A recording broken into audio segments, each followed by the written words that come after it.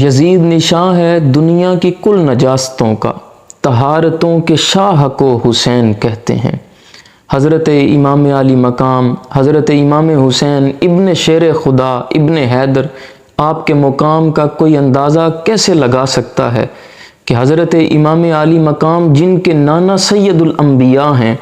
جن کے باپ سید الاولیاء ہیں، جن کے بھائی سید الاصفیاء ہیں، جن کی ماں سیدۃ النساء ہے اور جو خود سید الشہداء ہیں۔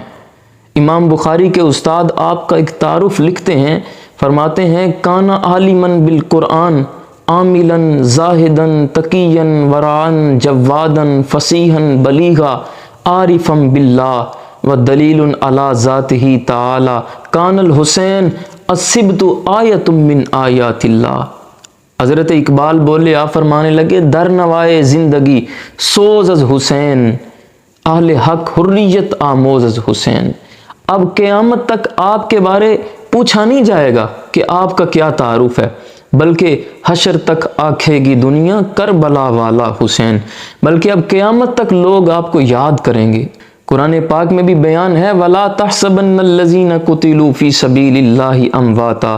بَلْ أَحْيَاءٌ عِندَ رَبِّهِمْ يُرْزَقُونَ۔ جو اللہ کی راہ میں اپنی جان پیش کر دیتا ہے، جو اللہ کی راہ میں قربان ہو جاتا ہے، اس کو مردہ گمان بھی نہیں کرنا، وہ لوگ تو زندہ ہو جاتے ہیں اور اللہ کے حضور تو ان کو رزق بھی دیا جاتا ہے۔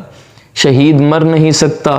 حسین زندہ ہے، نبی کی آل کا دولہ حسین زندہ ہے، یزید دفن ہے تابوت ظلم میں اب بھی، وفا کے باغ میں اب بھی حسین زندہ ہے۔ حسین تیرے لہو سے کھلا ہے گلشن دی، میرا دین ہے حسین زندہ ہے۔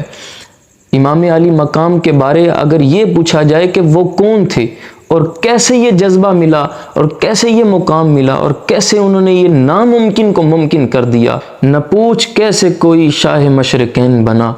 بشر کا ناز نبوت کا نور عین بنا،